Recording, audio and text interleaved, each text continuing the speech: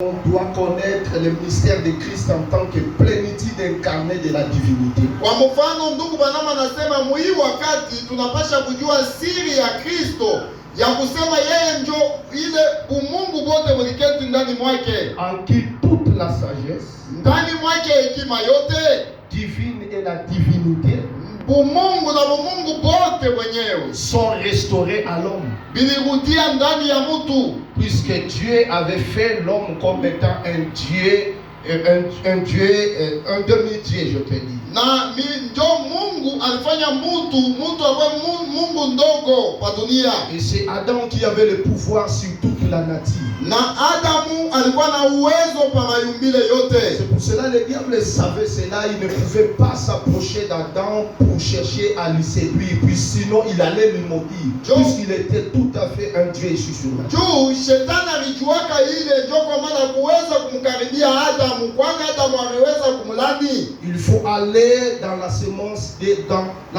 dérivée pour faire ce travail. Na ilipashwa aende kumbego ya kutoka kumbego ingine ndio kufanya ile kazi. Sinon avec l'homme Adam, il avait le plein pouvoir de lui maudire et les sentences allaient descendre sur lui. Na kama ilikuwa vile na mtu Adamu alikuwa na ile uwezo wa kumulani na ile ulana ipasha kumubamba. Mais cette autorité Adam l'a perdu après qu'il a suivi la voie de sa femme. Na ile mamlaka Adamu alipotesha kisha yeye kufuata njia ya mke wake. Mais pour les restaurer, il a fallu que Dieu recoure à l'offrande. Lakini njoo kurudisha mtu Adamu ilipasha Mungu akimbilie kusadaka. Alors, je voulais parler avec vous sur le mystère de l'offrande. Nipenda tusungumuze na nini pa hii siri ya sadaka. Là où nous venons de lire dans 2 Samuel 24-24, Mfashi tunatoka kusoma na nini Musamueli ya pili 24. On nous montre que Israël avait péché, mais Dieu voulait les frapper. Wanatuonyesha ya kwamba Israeli alitenda dhambi lakini Mungu alipenda kuwapiga. Car Dieu ne laissera aucun péché impuni. Kwani Mungu hawezi kuacha dhambi bila kupigiwa.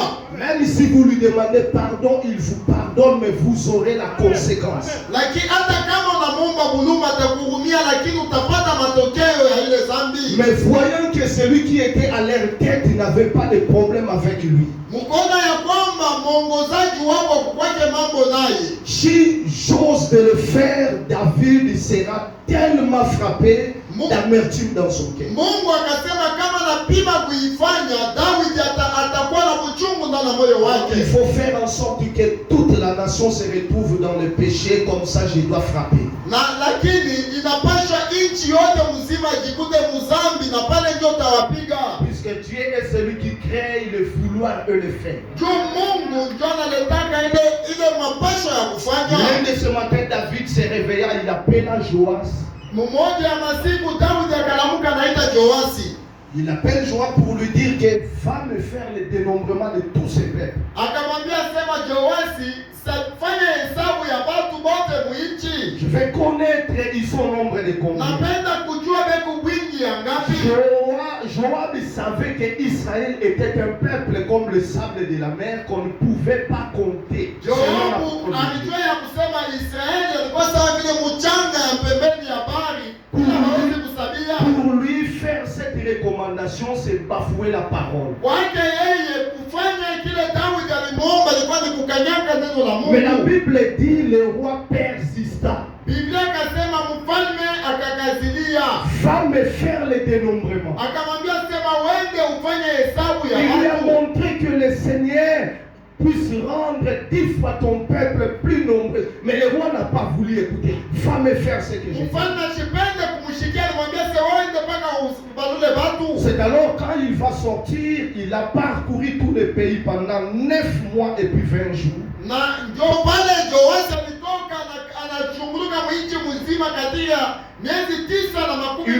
retourner avec maintenant le résultat de tout ce qu'il avait fait comme dénombrement. Dès que David a pris cela, il s'est senti lui-même condamné. condamné. alijishikia yeye mwenyewe anahukumiwa ndani mwake. Et qui a créé ça dans son cœur? C'était Dieu. Ni nani alifanya ahukumiwe? Ni Mungu ndiye Donc alikusukuma. Dieu a le pouvoir de transformer un homme aujourd'hui à 6h, à 7h, il lui renseigne, il lui donne tout, il le reçoit dans son Mungu cœur. yuko na uwezo ya kubadilisha mtu leo mpaka usiku mmoja ule mtu anakuwa mtakatifu.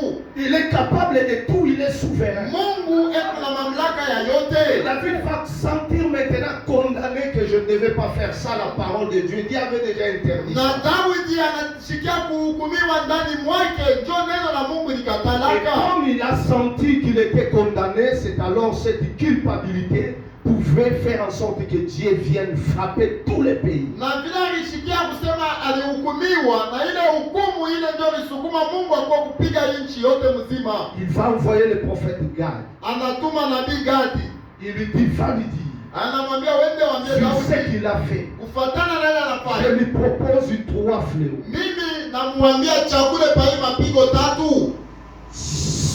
Je vais frapper ce pays pendant 7 mois de famine, Ya kwanza tapiga hii nchi kadiri ya miezi 7 ya njaa. où il aura 3 mois de fuite devant ses adversaires. Wala yeye Daudi kadiri ya miezi 3 mbele ya badui zake ataanza pa kukimbia. C'est-à-dire quand ses adversaires viendront l'attaquer, David sera incapable de se défendre. Mbele ya badui zake Daudi ashitakuwa na nguvu ya kukombana nabo. Or David, jusqu'aujourd'hui, Israël le plaît. Israël le plaît des rois jusqu'aujourd'hui. Ijapo tipaka hapa sasa Israeli na bafalme mbili. L'un c'est David à cause des forces d'armée qu'il avait. Si David était au pouvoir, ces Syriens, tous ces gens n'allaient pas blaguer avec lui. Moja wa kwanza ni Daudi kwa ajili ya ile jeshi alikuyaka nayo. Et l'autre c'est Salomon. Si Salomon était dans le pouvoir, on allait avoir un royaume enrichi et puis dans la paix. Na wa pili ni Salomon. Ndio kama Salomon alikuwa mfalme,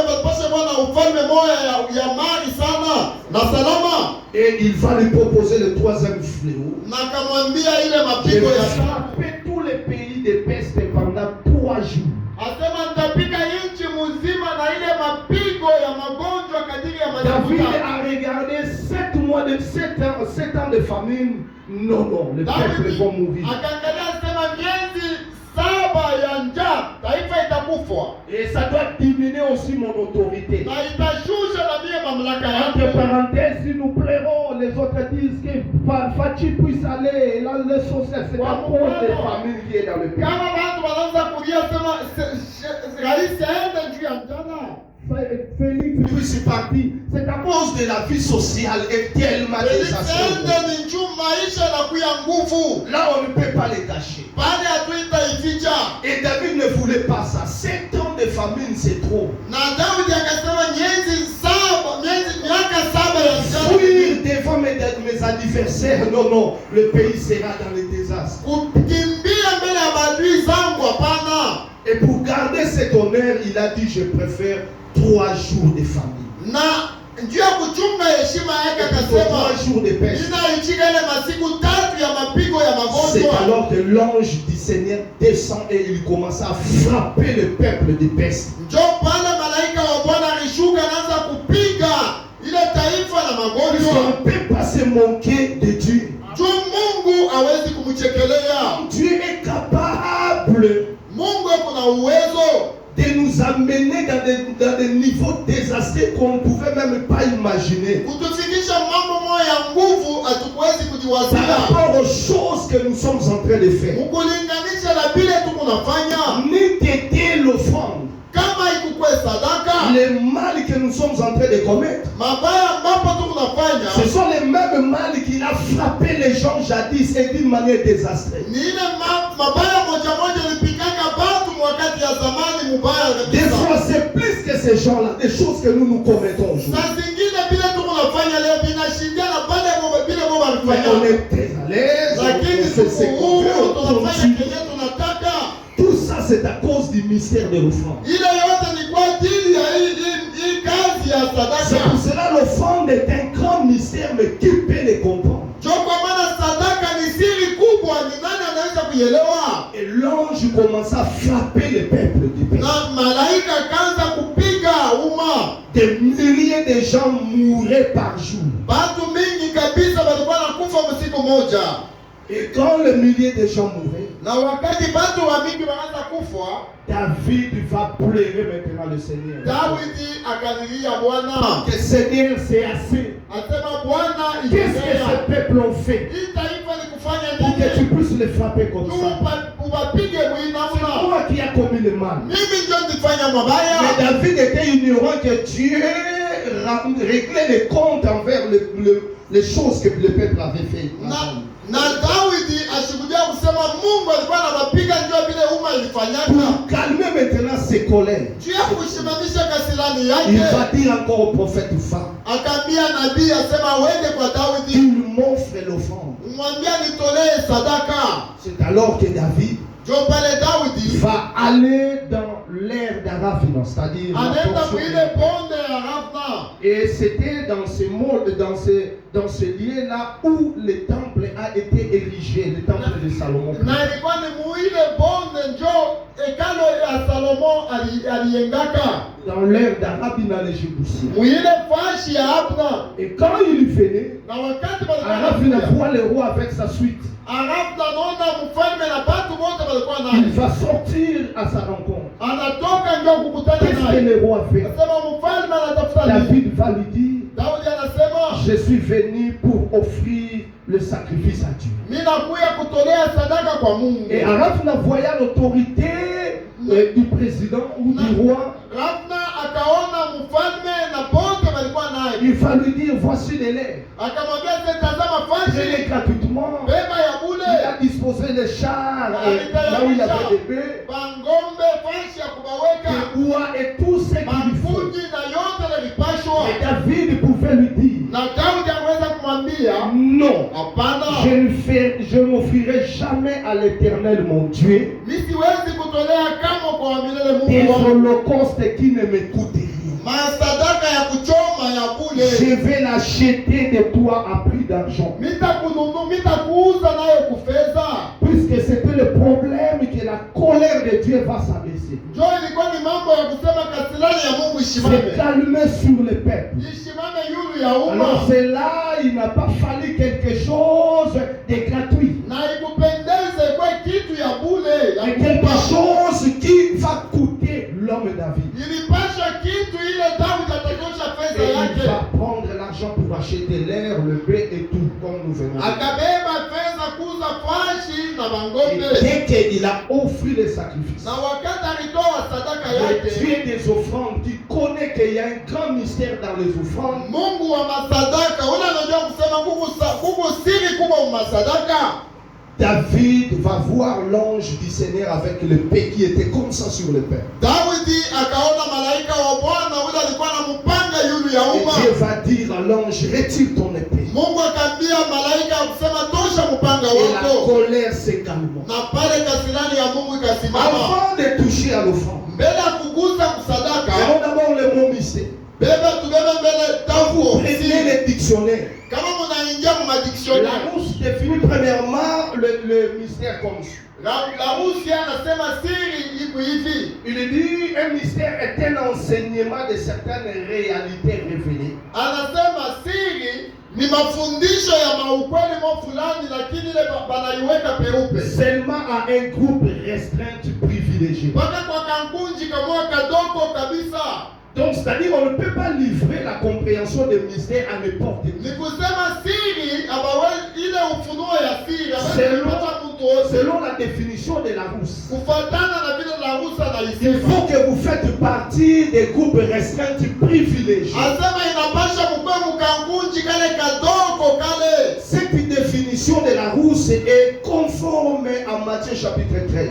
Na hii definition ya Larousse inambatana na Matthieu chapitre 13. Le verset 10 à 15. Mstari wa 10 mpaka Je ne 15. dois pas lire, mais je donne seulement, je vois seulement les récits. Mimi naniambia tu ile inaandikiwa lakini Un sisemi. jour, le Seigneur Jésus sort. Siku moja Bwana Yesu La anatoka. foule était venue vers lui Kunji ilikuwa kukutana pour naye. écouter des bonnes choses qui sortaient de sa bouche Juu ya et des kushikia merveilles qu'il vitu voyait. vizuri vinaanza kutoka mkinywa Quand yake. Jésus a vu la foule, Wakati Yesu anaona comme il kunji était l'accomplissement de la loi, les prophètes et les psaumes, sawa Kama vile alikuja kutimilika kwa sheria, mimbo na mazaburi. Esaïe, dans Esaïe chapitre 6, verset 8, il parlait de lui. Yeshaya sura ya 6 mstari wa 8 alisema juu yake. Qui enverrai-je? Asema ni nani Et qui nitatuma? marchera pour nous? Na nani atatembea juu yetu? Esaïe s'est présenté devant Dieu Yeshaya alisimama mbele ya pour Mungu. dire envoie-moi. Asema Bwana Et unitume. Dieu va lui dire, Na Mungu akamwambia, sortis à ce peuple, toka ambia iuma. afin qu'en écoutant qu'ils ne comprennent rien, Chumu kushikia bashelewe. en regardant qu'ils ne saisissent pas, Bona na yabo macho lakini bashi. frappez-les d'aveuglement. Wewe ubapige na kipofu. Jésus, voyant la foule, il a voulu accomplir cette écriture. Yesu mkono mkunchi abantu alipenda kutimiza Il hiyo commença mambo. maintenant à les enseigner des choses en parabole. Akaanza kubafundisha mambo mumafumbo. Et ses mères étaient sorties. Na bingine baritoka. Il jeta une sémence, la partie de la sémence, Asema murimaji alitoka na tupa kipande qui na mbegu. tomba sur le long du chemin. Ile mbegu iliangukia Le mbalabala. oiseau du ciel descendit et s'abattit sur cette sémence, la portée. Na bandege zanga ilishuka na kula ile mbegu. Une autre partie tomba dans des milliers pierrés. Na ingine kipande ikaanguka mumadiwe. Elle poussa, mais quand la chaleur du jour les frappa, elle sécha. Ilichupuka inaota, lakini wakati jua ilipiga ilikauka, ndio kukua mizizi. Une autre partie tomba dans des milliers d'épines. Na kipande ingine kaanguka mumamiba. Elle s'élevait, elle poussa, mais les épines l'étouffaient. Iliota lakini miba inayua. Et une autre partie tomba sur une bonne Na terre. kipande ingine naanguka mubulongo Et ça mzuri. produisit les fruits des 100, Na ilitoa matunda mema. les fruits des 60 Matunda ilitosha et des mambego 30. ya 100. La prédication était terminée. Na mahubiri namalizikia Et pale. comme ce peuple était insensible, Sawa vile taifa ikushikie. chacun s'est retourné chez lui. Mtu wote arudia kwake. Mais il était resté avec un groupe restreint du privilège. Lakini amebakia na kale kangunji kadogo kana na Quand pesa. ces groupes sont restés, Wakati kale kangunji les kalibakia. ayants droit, Pene kuwa na ceux qui sheria. sont appelés à comprendre le mystère du royaume de cieux. Wale wanaitwa ndio kuelewa siri ya ufalme wa mbingu. L'un d'eux du nom de Simon Pierre se leva pour lui poser la question. Mmoja wapo wa Simone Petro akamuuliza. Maître, pourquoi tu enseignes à la foule des choses en parabole? Asema mwalimu, njia nini unafundisha vitu mfumbo kungunji mzima? Il va lui dire, c'est Akamwambia. parce qu'il vous a été donné à vous Asema ni njuu ilinipewa de mweye. comprendre le mystère du royaume de cieux. Ilinipewa njoo kushikia siri ya Mais ufalme wa quant mbingu. aux autres, Lakini njuu ya pale il pengine leur sera donné en parabole. tutampatia hiyo mfumbo. Il les ramène dans Isaïe chapitre 6 verset 8. Anamarudisha Yeshaya sura ya Afin 6 qu'en écoutant qu'ils ne comprennent njoo rien, kukushikia bashelewe. en regardant qu'ils ne saisissent rien, Kuona na yapo macho et qu'ils basheshike. soient frappés Na d'aveuglement. bapigwe na Mais bupofu. comme il était avec les groupes restreints du privilège, Sawa vile alikuwa na kale kangunji kadogo il alipenda commença sana. maintenant à leur expliquer. Akaanza kuwafasilia. Voici pour vous ce qu'est-ce que la signification de ces paraboles. Tazameni maana ya hii fumbo Il milimili. va leur dire, les semeurs qui sèment la semence, c'est les prédicateurs, la Asema personne qui sont mulimaji prêchés. ule anatoka na Comme mbegu. ce matin, je suis un semeur. Sawa vile asubuhi niko Il mulimaji. y a des semeurs qui sont là. Huko balimaji wako Et napanda d'autres sont mbegu. ailleurs en train de prêcher, jetant la semence. Mbegu fasi zingine mkupanda Et mbegu. il nous dit, la semence, c'est la parole de Dieu. Asema mbegu ni sauti ya Mungu. Jésus montrant maintenant dans chaque auditoire, il y aura toujours 4 sortes de cœurs. Na Yesu anaonyesha sehemu ya Comme mioyo. ce matin, il y en a aussi 4. Sawa vile ya asubuhi kuku ine.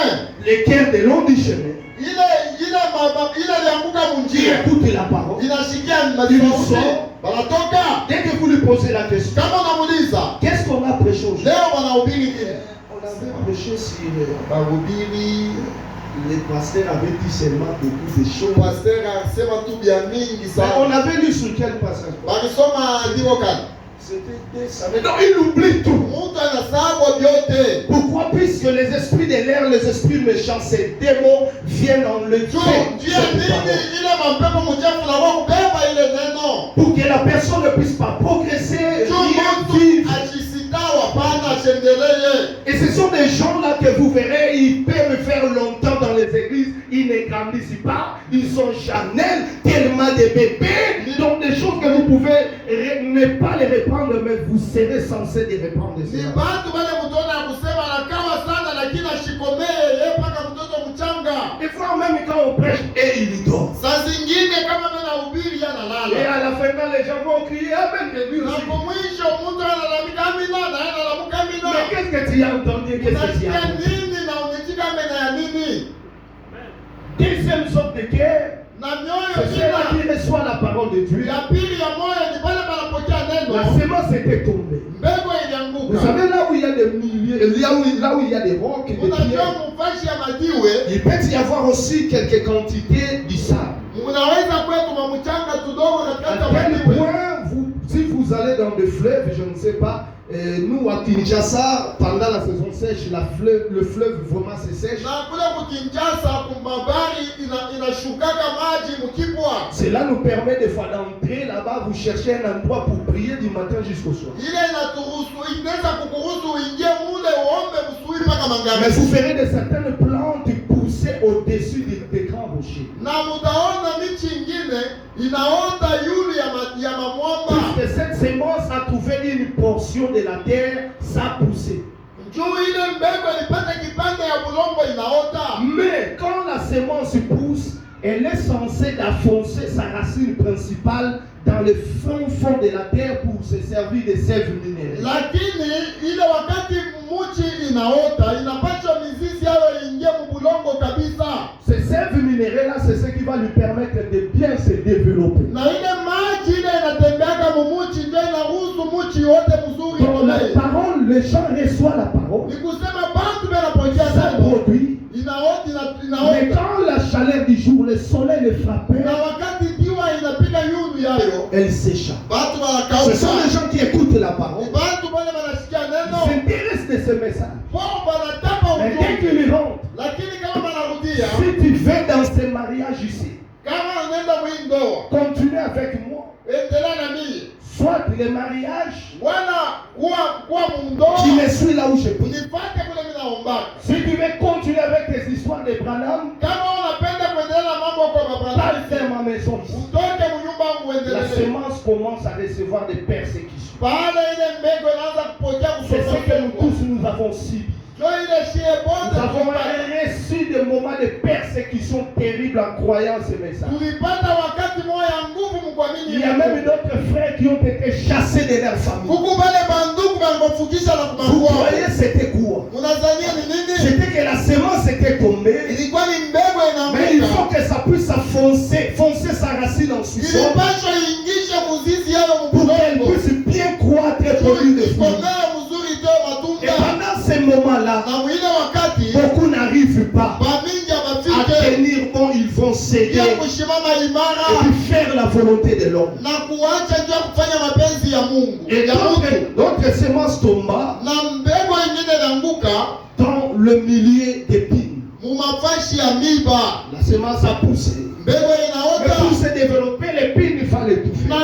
na inachupuka, lakini miba On inaizuiza. prêche la parole, merci Seigneur. Wanahubiri neno, asante Bwana, La personne haleluya. entre même à l'onction. Mtu anaingia na Elle muupako commence à prier. akaanza kuomba, Quand elle rentre à la na maison, kama anarudia kwenye les mêmes choses que vous aviez montrées, ile vitu moja moja que ile Jésus est capable de lui apporter comme solution à ile cela. Yesu anaweza kuleta majibu À cause des soucis du siècle. kwa ajili ya mafadhaiko ya dunia. Tellement que le problème là n'est pas résolu sur le Ile mambo sijapata jibu kwa ile mambo. Les soucis commencent à l'emporter. Ile masusi inaanza Et kujaza ça moyo. étouffe la semence de la parole qu'il a reçue. Bon. Pale inazuiza kukomea kwa ile mbegu ya neno. Mais une bonne terre, Lakini bulongo quand mzuri elle reçoit la parole, wakati anapokea neno, alléluia, Alléluia.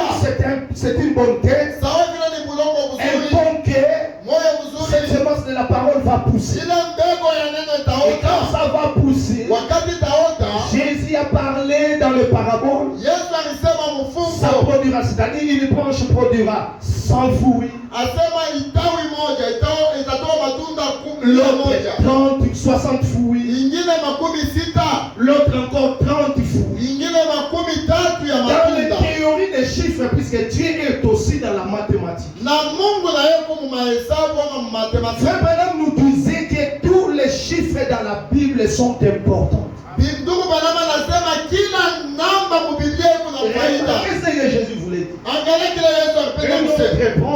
produit le fruit des 100. Tawi moja inatoa matunda 100. Un autre 60. Ingine 60.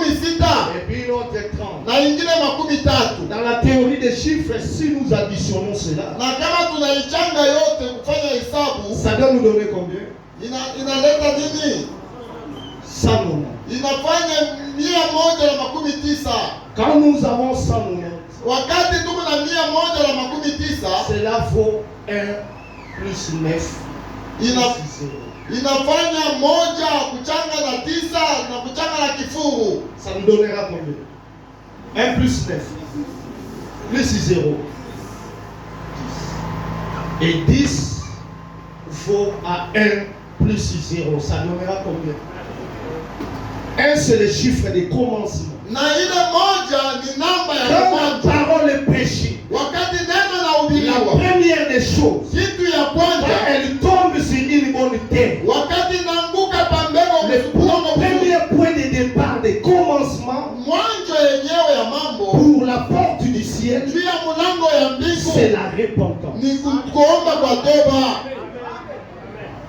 Vous aurez des regrets par rapport Utakuwa na huzuni, à vos désordres dans les choses de Dieu, utasikitika mvile kutembea mambo ya à Mungu. vos désordres par rapport de conduire votre vie. Juu ya ile mwenendo yako ilikuwa C'est kanani. ainsi l'église du Seigneur Jésus-Christ Sio pale kanisa ya Bwana Yesu a Kristo commencé avec la repentance. ilianzaka na kuomba kwa C'est la toba. porte d'entrée pour le royaume de cieux. Sio mlango ya kuingia mfalme wa mbingu. Jean-Baptiste est venu. Yohana Mbatizaji alikuya, Il a placé la porte aliweka mlango pour l'église du Dieu juu vivant. ya kanisa ya Mungu aliye hai. Il prêcha la repentance, Alihubiri kuomba kwa toba, montrant aux gens leurs péchés kuonesha watu dhambi et de zao croire à celui qui devait venir, c'est-à-dire Christ. na kuamini ule alipasha kuya Et Kristo. tous ceux qui croyaient à ce Na message wale wote baamini kuile ujumbe venaient auprès des gens, ils confessaient leurs péchés walianza kuya kwa Yohana na kukiri dhambi et ils zao se faisaient baptiser. na baanza kubatiziwa. L'étape de la justification. Ile ni kipande cha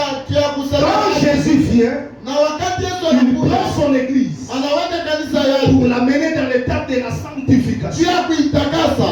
Jean chapitre 17. Yohana sura ya 17 Sanctifie le Père par ta parole, anasema watakase Baba kupitia neno car lako, elle est la vérité. kwani neno lako ni ukweli. Et la troisième maintenant, Na cha tatu il devait leur dire, attendez dans la chambre haute. alipasha kumwambia mchunge mwile Et chumba c'est ya par juu, là que le Saint-Esprit était descendu. na mwile fashi ndio Roho Mtakatifu Le Seigneur alishuka. Jésus montrait que pour ce qui concerne le mystère du royaume des cieux, Na Bwana Yesu anaonyesha sile naangalia siri ya ufalme wa mbingu. on doit d'abord affranchir la repentance. Tunapasha mbele kupita ile tu Dans hatua les 5 identifications précises d'une véritable église du Dieu vivant, kuima ubiri vitambulisho 5 ya kanisa ya kweli ya Mungu Frère aliye hai. Branham nous montre quels sont les messages que l'église du Dieu vivant va prêcher. Na ndugu Branham anatuonesha ni ujumbe kanisa ya Mungu aliye hai. Premièrement, il nous dit c'est le message de la repentance. Asema cha kwanza ni ile ujumbe ya kuomba kwa toba. L'église a commencé avec le message de la repentance Kanisa ilianzaka na ujumbe ya et msamaha terminera avec le message de la repentance. na itamalizika na ile ujumbe ya kuomba kwa toba. Puisque le Seigneur Jésus a dit,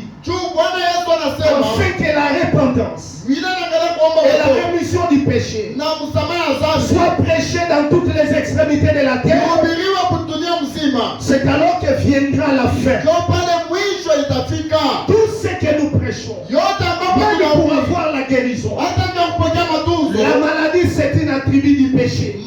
Magonjwa ni ile mwonekano Il ya faut dhambi. d'abord le problème du péché soit réglé. Inapasha mbele ile mambo ya dhambi ishe, Que l'homme ou la personne malade puisse se retourner en lui-même mtu mgonjwa arudie mbele ndani mwake, pour voir si cette maladie provient des erreurs ou du péché qu'il a commis. ndio aone ya kwamba kama hii magonjwa yanatokea kwa makosa ile On ne alifanya. peut pas amener les gens à la guérison sans le problème du péché soit réglé. Hatuwezi kupeleka watu kwa matunzo bila mambo ya dhambi Même pour kumaliza. que vous soyez bénis, Hata ndio kubarikiwa, il faut qu'on vous prêche, vous montrant les pistes de la bénédiction, les dîmes et tout ça. Si vous l'avez négligé, inapasha banionyeshe il faut manjia vous amener dans la repentance. ya mabaraka njuu. Kama munayacha Donc, itanipeleka tout kuomba ce kwa que nous toba. pouvons à s'attendre de Dieu. Yote ile tunaweza kuchunga Mungu atupatie. Tellement que le diable a favorisé le péché sur la terre, Vile shetani yeye anaweka dhambi il faut que le problème du péché soit d'abord réglé. inapaswa mambo ya dhambi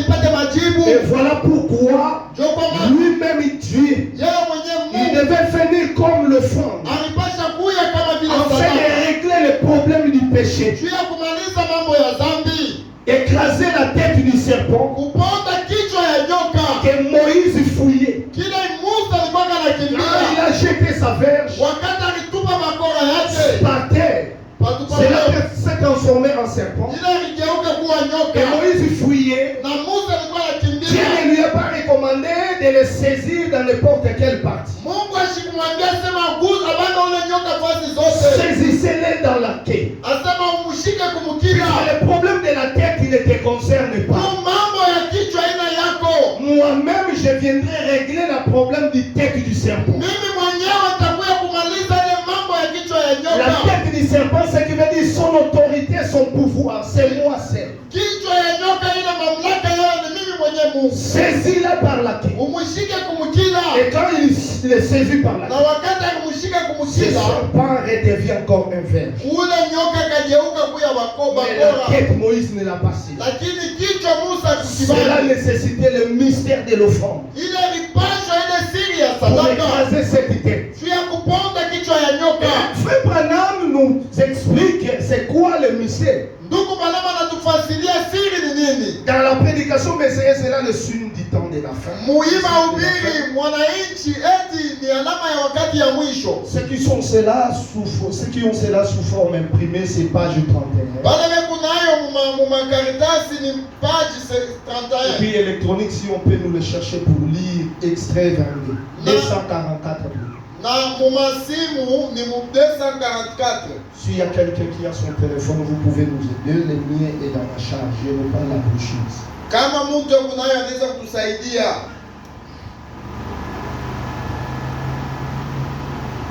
244. Paragraphe 244.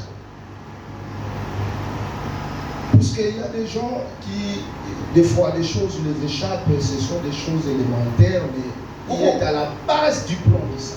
Kuku batu hii bitu inawapita, lakini ni bitu ya msingi biku vya kushimamia pa mambo ya wokovu. Vous avez trouvé?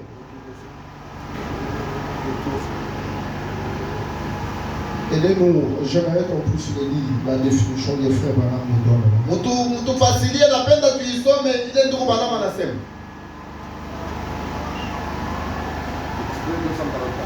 244.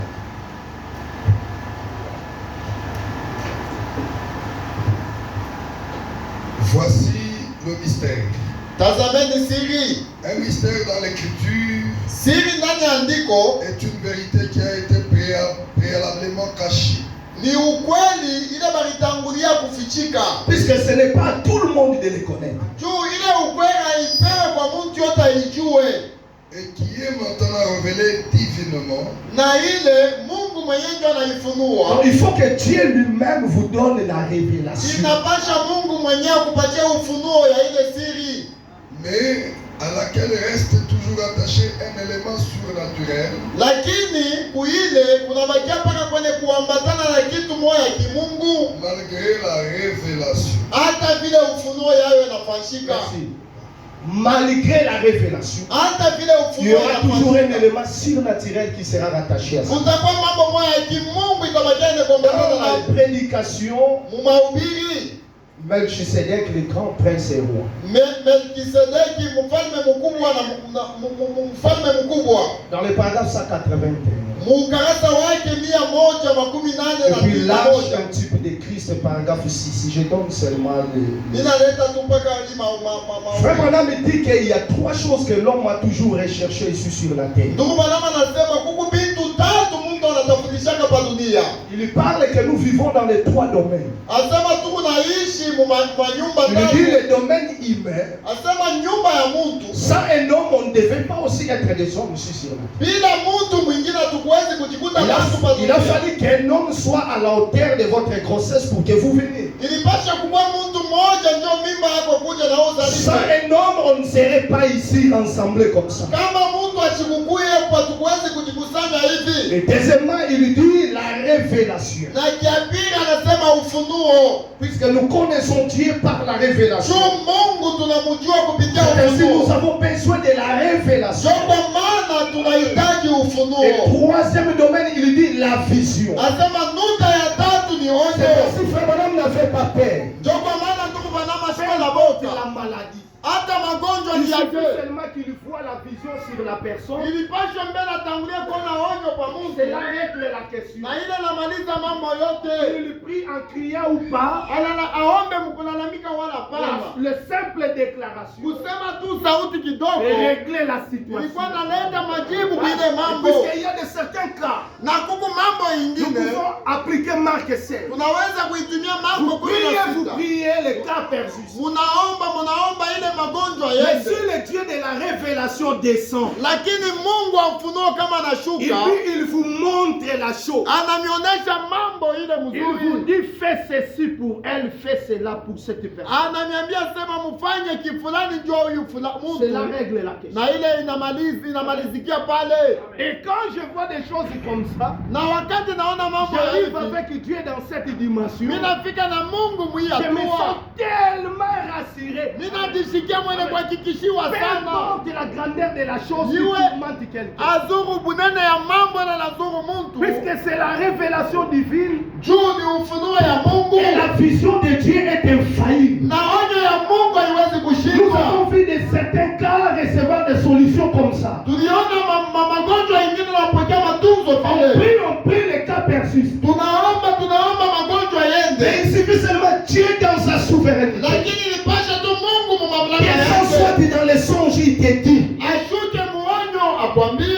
oh ma fille, là, tu vas faire ça, ça, ça. Asema juu ya binti wangu mfanye hivi mfanye Et dès que hivi. je me réveille avec cela, Na wakati nalamuka c'est fini, je sais que la chose est réglée puisque la vision nocturne a été déjà faite. unaisha njuu mambo banipatia ndoto na Dès que mimi. Dieu descend Wakati Mungu anashuka par la bouche de quelqu'un ici, kupitia kinywa ya mtu il hapa, révèle que pour son cas, vous allez faire ça, ça. anafunua ya kwamba juu ya magonjwa ya Si huyu c'est mfanye lui qui hivi. a parlé, Kama ni yeye Mungu juu cela anasema. règle la question. Ile mambo yanamalizikia Voilà pale. quoi servira l'onction dans l'église, les gens titillent et puis il n'y a rien de Dieu pour la conduite des gens. Onyo itanisaidia nini Merci mkanisa? Seigneur, merci Seigneur. Ah, tout, tout, tout, tout, tout, tout, Asante tout. Bwana upako. Mais Dieu ne dit rien pour le cas de quelqu'un qui persiste ici. Lakini Mungu asiseme kitu njoo ya mtu mmoja kwa hapa Vraiment, mumambo. il dit Dieu ne fait pas quelque chose pour vous divertir. Mungu Bwana anasema Mungu asifanyake mambo njoo kumidivertika Non hapa. seulement il dit ça, mais c'est Anashuka njoo muona ou sema soit que ce n'est pas l'onction pour le message, mais c'est la délivrance que Dieu opère dans cette personne. wala haina upako njoo ya ujumbe, lakini ni ukombozi Mungu anafanya ndani ya Même dans mon ensemble, quand je vois le mouvement des dons, merci Seigneur, je vérifie. hata mkanisa yangu wakati ninaona Et à la fin, je dirais Seigneur, des gens qui ont des cas ici, inasemaka Bwana batu beko na mamambo hapa. et les gens nous disent qui tire à cassant des Wale chair et tout cela. wanatoka mabichi na Et puis nous vunjika. avons prié pour ce cas, ça persiste. Lakini tuliombea hii mambo ikigariki paka. Puisque nous vivons dans ces trois domaines. Juu tunaishi mwima tu C'est watatu. pour cela il suffit seulement la révélation de la part du Seigneur. Viens pour ton cas, cela règle la question. Ndio kwa maana inaomba tu ufunuo ya Bwana ikuye ndio mambo Puisque yako c'est mambo le prix à un yanayosema. homme de fournir ses efforts. Juu Non. aiombe mtu afanye nguvu yake. Voilà pourquoi l'homme, le plus grand jour de l'homme, Ndio kwa maana siku mkubwa ya ce n'est Mungu pas le jour de sa naissance. haina siku ya kuzalika Parce que tu kwake. peux naître sur la terre. Juu unaweza kuzalika Mais avec pamoja des problèmes, na mamambo. des incompréhensions par-ci par-là. Mamambo ya chipa kushikuelewa. Cela peut te donner même l'envie comme les autres de se suicider. Ile inaweza kukusukuma saa ingine Et ujitunjike. vous sentirez des personnes, vous l'écoutez en train de regretter pourquoi il était venu sur la terre. Utaona mtu anahuzunika juu ya nini alikuya Ce qui padunia. prouve que le plus grand jour de l'homme, ce n'est pas le jour de sa naissance. Jua ile inaonyesha ya kwamba siku mkubwa kwa mtu haina siku ya C'est kuzalika que si kwake. Job va aller maudire même le jour de sa naissance, So hivi Ayubu alilani hata siku ambapo alizalika. et la personne qui est allée dire à son père que ta femme a engendré un garçon, Na mtu anaendaka kaambia babake asema mke wako anazala parce qu'il mwanamke. était arrivé au bout de sa vie, Jua tout détruit alifikaka sa santé. mwisho ya maisha yake. Mais le plus grand jour de l'homme, lakini siku mkubwa ya lorsqu'il Mungu, rencontre un autre homme pour sa délivrance. wakati anakutana na mtu mwingine ndio ukombolevu C'est pour wake. cela nous vivons dans le domaine humain. On a besoin de l'homme. Ndio kwa maana tunaishi mchumba ya mtu, tunalakiwa na Si Mungu. Dieu n'avait pas inspiré à cet homme de chercher à vous rassembler, vous ne serez pas ici. Kama Mungu asikusukuma ya mtu ndio kumikusanya, mkuwezi kujikuta Si hapa. Dieu ne vous donne pas une personne pour votre délivrance, pour le mettre à votre chemin, le cas là persistera toujours. Kama Mungu asibebe mtu kumweka munjia yako ndio ukombozi wako, ile mambo Laisse-moi yataendelea. te dire, il n'y a pas un ministère qui est plus grand par rapport au l'autre. Acha ninyambia kusema kuna huduma ile kuyulu ile Mais c'est la grâce que Dieu fait lakini ni neema ile Mungu anafanya et son onction qui nous différencie. na upako wake ndio unatuachanisha.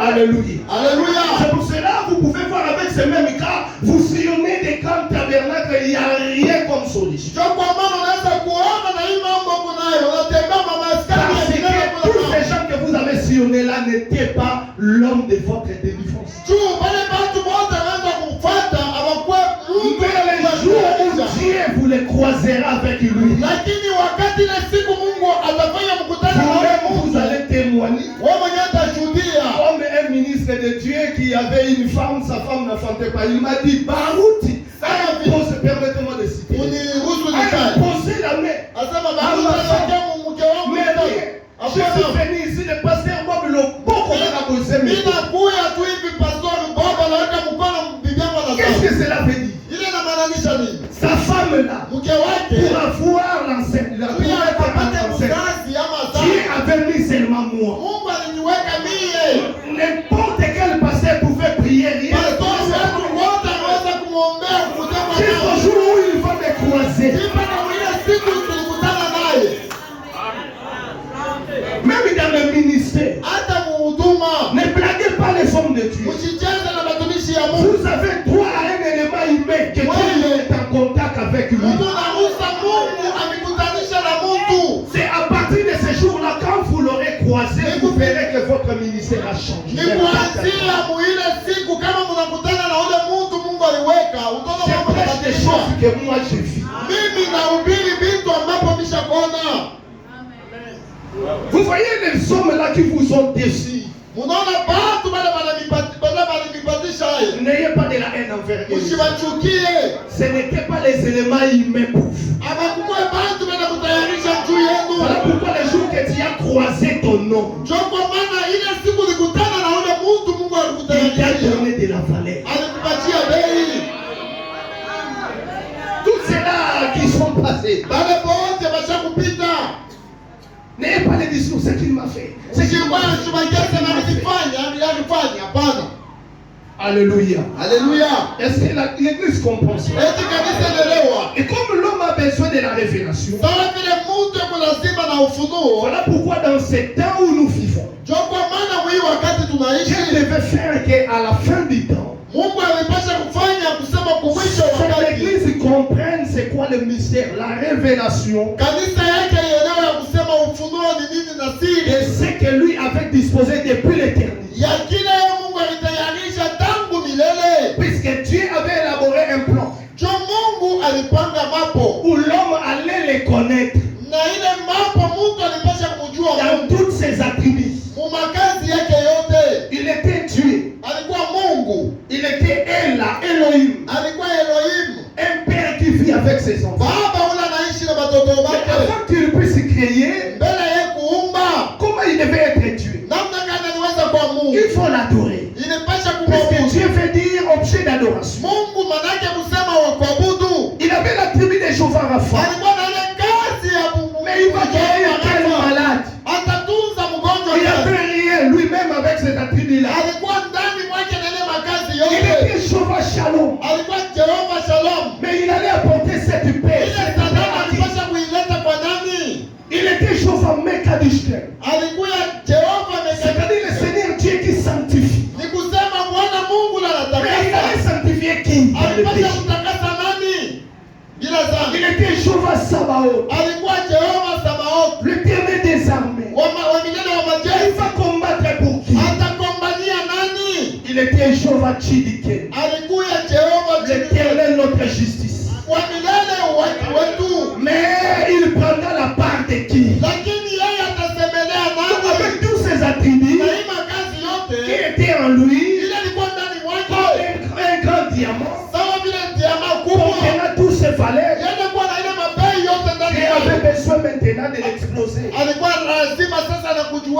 que les gens puissent les découvrir. juu batu bamufu. Alors faisons maintenant des êtres. Asema tuumbe sasa batu. Frère Branham dit à mon humble avis, le premier être que Dieu a créé, ce sont des êtres angéliques. Na ndugu Branham anasema viumbe vya kwanza vile Mungu aliumba ni malaika. Quand il a créé les anges dans l'esprit angélique, Wakati aliumba malaika mwile roho ya il va malaika. maintenant te créer et me créer dans l'esprit fils. Juu akakuumba sasa wewe na mie mwile roho ya mwana. Avant que cette terre existe, Bila huu mulongo kuu yako. Dieu nous a laissé maintenant vivre. Mungu alituacha sasa kwa vile tunaishi. Sans mettre l'arrêt de l'esprit dans le cœur de quelqu'un ici. Bila kuweka kushimama kwa mpumuzi. Il nous a tous laissés comme ça. Alituacha shi Et bote. comme il est Dieu de la préscience, il regarde. Sawa vile yeye ni Mungu akutangulia kujua Il t'a vu, il m'a vu. anakuona na nyona mimi. Qu'on a pris le seau, entrant dans la douche pour se laver, Unabeba mbumba yako ni jamu entrer dans le véhicule, d'autres sur la moto, d'autres en pied, et on entrait ici. Il m'a vu se tenir ce micro. Il m'a vu tel que je prêche avec le frère. Il a vu tous les hommes de Dieu assis là-bas. Il a vu tous ces bâtiments. Ne blaguez pas avec Dieu. C'est comme s'il sera surpris de quelque chose. Rien ne l'échappera. Branham dit dans les choses qui sont à venir. Paragraphe 31. Tout ce qui vous concerne ont déjà été préparés par Dieu. Mais Dieu voyait les autres. Au lieu de venir à l'église, et c'est le travail de mining. Avec son tennis, travail de mining. Donc ils ne savent rien venir à l'église. D'autres dans des bars, d'autres dans des boîtes de nuit. Et il y a vu d'autres à ce moment ici qui pour sortir avec le mari d'autrui. Donc ils ont passé toute la nuit. Alors ils sont prêts à se séparer. Dieu voyait tout cela. Et tous les gens qui le voyaient, qui l'aimaient. Alors que Dieu a dit non, je vais garder ces gens. C'est alors qu'il va le élire dans son élection. Et dans son élection, il va dire maintenant tous mes attributs. Ils vont les connaître. Mais dans la personne de Christ. Je vais créer un corps. Moi-même Dieu, entrant dans ce corps pour venir s'offrir comme une offrande. Quand cette œuvre-là sera faite, c'est alors que je dois commencer à manifester mes attributs.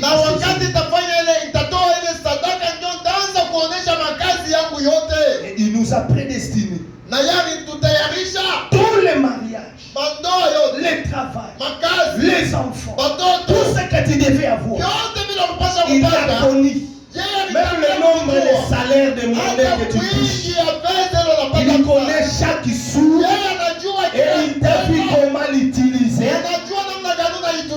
puisqu'il est Dieu de préscience. Il est omniscient. Et Dieu a mis tout ce qu'on devait recevoir dans sa prédestination en Christ.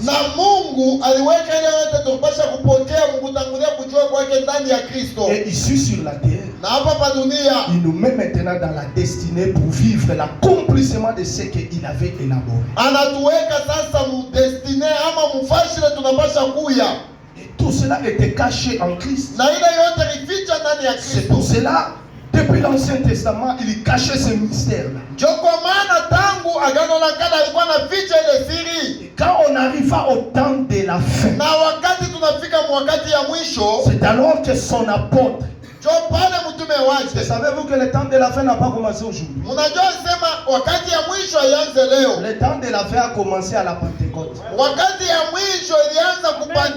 message du temps de la fin, du temps de... a commencé Et comment Joël chapitre 2, 17 dit, dans les derniers jours, mwisho, c'est-à-dire au temps de la fin, ni kusema masiku ya je mwisho, répandrai de mon esprit sur toute chair. mimi nitasambaza roho yangu kwa kila Et mwili. quand maintenant le Saint-Esprit est venu, Na wakati Roho Mtakatifu ilishuka, qui fait de nous le centre de la révélation, ile inatufanya tukuye. voilà maintenant les apôtres pouvaient comprendre ce mystère de Dieu là. Jo pale ba mitume wanaweza kuelewa ile siri ya Mungu. Ce qu'il avait caché en Christ. Ile alificha ndani ya Et Kristo. l'apôtre Paul va écrire aux Romains Na mtume Paulo anaandikia wa Roma. concernant le mystère. Mwile naangalia siri. Romains chapitre 16, Wa Roma sura yake ya 13. le verset 25. Mstari wa 25. Il dit à celui qui peut vous affermir. Anasema kwa ule anaweza Ici kumshikanisha. c'est sa première lettre là où il dévoile la grâce de Dieu pour nous les païens. Na hapa ndio barua yake ya kwanza, ila anaonyesha neema ya Mungu kwetu kwa pagani. À celui qui peut nous affermir Asema kwa yule anaweza kutushikanisha selon mon évangile kufuatana na injili yangu et la prédication de Jésus-Christ, na mahubiri ya Yesu Kristo, conformément à la révélation du mystère kufuatana na ufunuo ya siri caché moja nalificha pendant des siècles kadiri ya miaka mingi. tout au long de l'Ancien Testament. Mu agano la kale lote J'ai caché ce mystère-là Mungu alificha ile siri de moja la rédemption. ya ukombozi. Les autres voyaient seulement l'ombre. Bingine banaanzaka kuona tu Mais kimvuri, quand on arriva au temps de la fin, na wakati kama pale tulifika wakati ya mwisho, les derniers jours commençant, siku ya mwisho ikaanza, il va maintenant akaona livrer sasa ce mystère aux apôtres. akapeleka ile siri kwa mitume De nous faire savoir ce que Dieu voulait. na kufanya kile Mungu alitaka Il dit était caché pendant des siècles. na kujificha kadiri ya manyakati. Mais maintenant, Sasa mais manifesté maintenant na kuonesha sasa par les écrits des prophètes. kupitia maandiko ya Puisque manabii, les apôtres pouvaient se recourir aux écrits des apôtres, des prophètes plutôt, qui annonçaient l'accomplissement de ce mystère. juu bamitume balipasha kuegamia ile bale banabii balikuwa banatangaza hii masiri, Et il le faisait d'après l'ordre du Dieu éternel. na alianza kuifanya kufuatana na agizo ya Mungu wa Et milele porter à la connaissance de toutes les nations, na kuweka kuujuzi ya taifa yote, afin qu'elles obéissent à la foi. juu itii kuimani. Dieu seul, sage, soit la gloire au siècle des siècles par Jésus-Christ. Mungu Amen. wa hekima moja apewe sifa milele na milele. Il est montre le mystère là caché, mais vous devez connaître, vous les Romains. Anabaonesha ile siri ya kuficha ile mwe ba Roma mnapasha kushikia. Puisqu'on doit croire tous à un seul évangile. Tunapasha kuamini shi bote mwinjili moja. Et on doit croire tous à la même foi. Tunapasha kuamini muimani moja. S'il y a des choses qui nous mettent dans le tiraillement, assoyons-nous dans le bon esprit et puis réglons les choses. Kama Mungu bintu bila vitupatanishe tuikale muroho mzuri na tutengeneze. Et Paul dit n'ayez pas de haute opinion.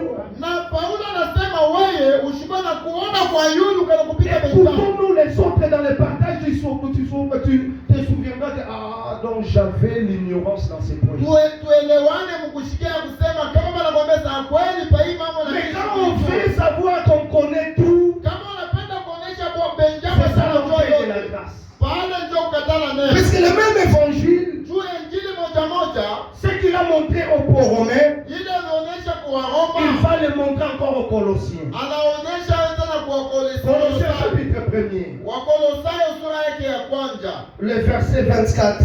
mstari wa 24. Et puis je descends.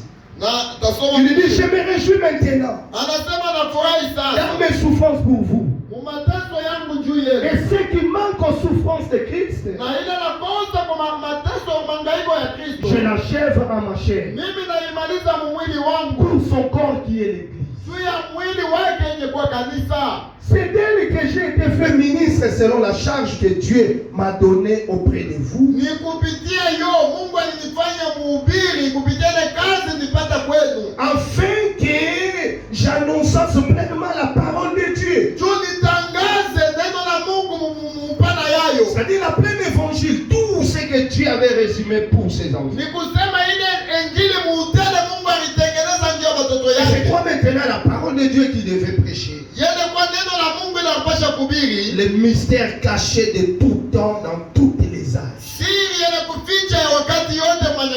Il dit, mais révélé maintenant à ses saints.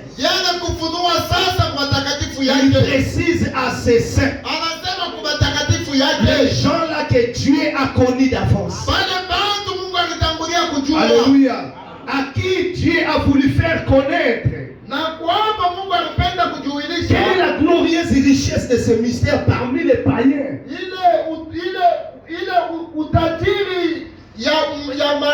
Puisque nous, on ne pouvait pas comprendre que Dieu était en Jésus-Christ pour manifester ses attributs plus tard après la mort de mais Paul va l'annoncer aux païens. Le mystère caché de tout le temps, de tous les âges. Et une fois que vous allez comprendre et les recevoir dans vos cœurs, c'est alors que Christ en vous lui sera maintenant l'espérance de votre gloire. Vous aurez l'espérance puisque vous avez compris ces mystères. Qu'est-ce que Dieu voulait? Il dit, c'est à quoi je travaille. En combattant avec sa gloire. Qui agit puissamment en moi. Donc c'est-à-dire que Dieu voulait être prêché en Jésus-Christ. Et enfin que tout homme devienne parfait. Alléluia. Afin que tout homme devienne parfait. Et en ce mystère qui est Christ. Mais pour le faire, il devait d'abord recourir à l'offrande. C'est ainsi que tout devait se faire par l'offrande. William Branham nous explique en rapport avec les Écritures concernant le plan de la rédemption. 1 Pierre chapitre 1 verset 2. 1 Pierre 1 2. Wapetro wa kwanza sura ya kwanza mstari wa pili. Pierre, apôtre de Jésus-Christ. Petro mtume wa Yesu Kristo. Que c'est ça encore le problème qu'on a aujourd'hui. Appelons-nous des frères. Oui, on est des frères, mais Pierre se présente aussi apôtre. Si quelqu'un est apôtre, il est apôtre. Si le pasteur, il est pasteur. Si l'évangéliste, on l'appelle l'évangéliste. C'est pas un péché. Pierre, apôtre de Jésus-Christ, à ceux qui sont étrangers et dispersés dans les ponts, la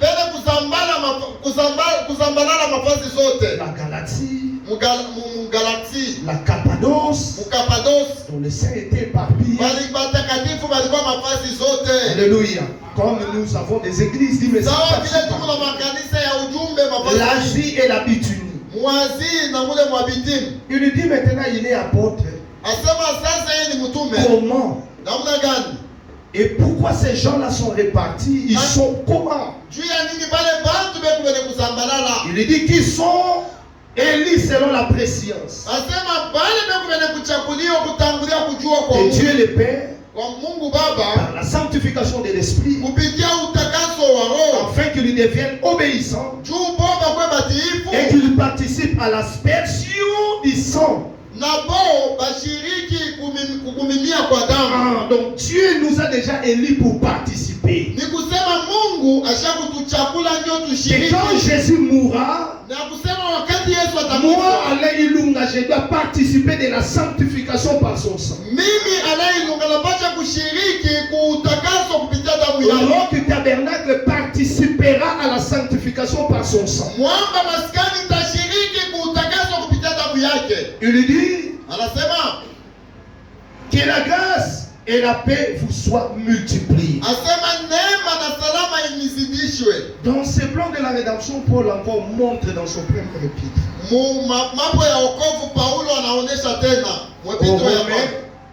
Aux Romains, Romains chapitre 8, verset 28 à 30. Waroma sura yake Et nous savons du reste asema kwa ile nabaki tunajua que